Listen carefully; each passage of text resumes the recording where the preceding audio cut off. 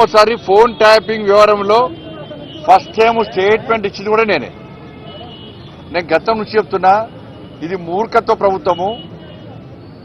వీళ్ళకు వావి వరుసలు ఏంలో వీళ్ళకు. ఇవాళ మంచి పండుగ, ఇవాళ రేపు ప్రధానమైన పండుగ, బంధాలు అనుబంధాలకు సంబంధించినటువంటి ఇవాళ పండుగలు. ఇవాళ అమ్మవారి పండుగ అంటే వరలక్ష్మి శుక్రవారం, రేపు రాఖీ పండుగ. ఇవాళ ఇన్ని పండుగలైనా కూడా ఇవాళ వేలాది మంది ఇవాళ భారతీయ జనతా పార్టీ కార్యకర్తలు పండుగలు వదిలిపెట్టి తరలివచ్చారు ఇవాళ. కానీ అప్పుడు కేసీఆర్ ప్రభుత్వంలో వావి వరుసలు, వాళ్ళకు తల్లి లేదు, నా తండ్రి లేడు, నా అక్క లేదు, నా చెల్లి లేదు. వాళ్ళకు నా కుటుంబ సభ్యుల ఫోన్ ట్రాప్ చేసిర్రు, నా ఫోను, నా కుటుంబ సభ్యులది, మా సిబ్బందిది, లాస్ట్కు మా ఇంట్లో పనిచేసే వర్కర్లు కూడా. మాది పక్కవేటు సొంత కేసీఆర్ బిడ్డ కూడా ఫోన్ ట్యాప్ చేశారు, కేసీఆర్ అల్లుని కూడా చేసిర్రు. వీళ్ళని ఏమనాలో తెలంగాణ సమాజం ఆలోచించాలి. అధికారులు నా దగ్గర సమాచారం, నేను నిన్న కానీ మొన్న కానీ చాలా మంది మాజీ అధికారులతో మాట్లాడినా, నా దగ్గర ఉన్నటువంటి ఆధారాలు కానీ నాకున్న సమాచారాన్ని కానీ పూర్తిగా వాళ్ళకు రిపోర్ట్ ఇవ్వడం జరిగింది. వాళ్ళు చెప్తున్న విషయాలు ఇంటుంటే ఎంత ఆశ్చర్యం అనిపించిందంటే, ఇంత ఘోరమైనటువంటి పరిస్థితి ఇది. వాళ్ళు చెప్పే విషయాలు ఇంటుంటే నేను ఎప్పుడు ఆందోళన చేసినప్పుడు కూడా, రాష్ట్ర అధ్యక్షుడు ఉన్నప్పుడు పాదయాత్ర చేసినప్పుడు కానీ ఏదైనా ప్రొటెస్ట్ ప్రోగ్రామ్ పోతున్నామంటే ముందే పోలీసు అరెస్టులు, వెంటనే మా సిబ్బంది ఫోన్ చేయడము, ఎటు పోతున్నారు, ఇవాళ ప్రోగ్రామ్ ఎక్కడా, మీరు ప్రొటెస్ట్ చేద్దాం అనుకుంటున్నారు కదా, ఆ ప్రోగ్రామ్ ఎక్కడా, ఏడే చేస్తున్నారు అని చెప్పించి ముందే అడిగే ప్రయత్నం చేస్తే చాలా సందర్భాల్లో అనుమానాలు వచ్చినాయి. మేము అన్ని సందర్భాల్లో అనుమానం వచ్చిన తర్వాతనే ఈ విషయాన్ని బహిర్గతం చేయడం జరిగింది.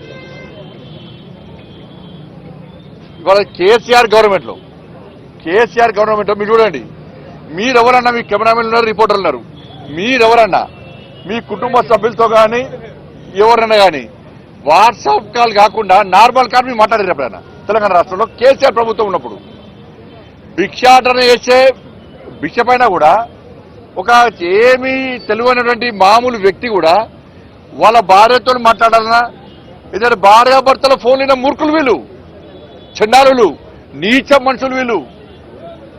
ఎవరన్నా భార్యాభర్తల ఫోన్ వింటారా అని ఎవడన్నా? ఇంత సిగ్గుమాల కుటుంబం వీళ్ళది.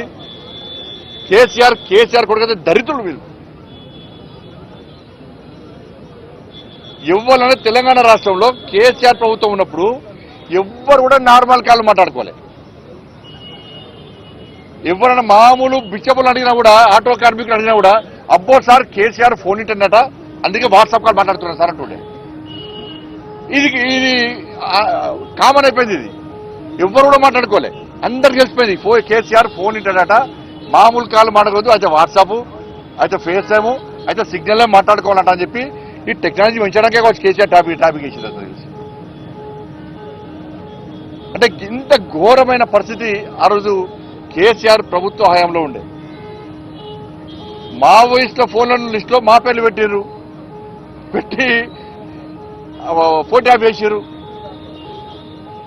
అసలు ఎస్ఐబి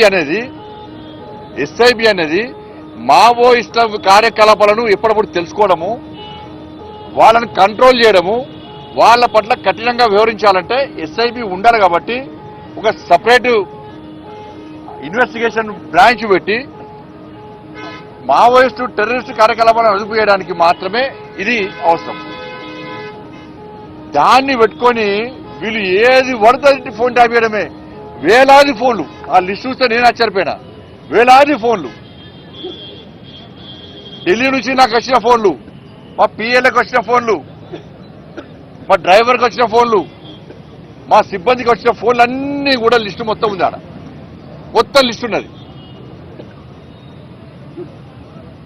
మావోయిస్టుల కోసం ఏర్పాటు చేసినటువంటి ఎస్ఐబిని ఈ కేసీఆర్ అనే మూర్ఖుడు, కేసీఆర్ కొడుకు ట్విట్టర్ టిల్లు ఏ విధంగా వాడుకున్నారంటే, దాన్ని పక్కబెట్టి మావోయిస్టుల లిస్టు పక్కబెట్టి రాజకీయ నాయకుల ఫోన్లను ట్యాప్ చేయడము, వాళ్ళ సొంత, నేను అందుకే సిట్టర్ గారు చెప్పిన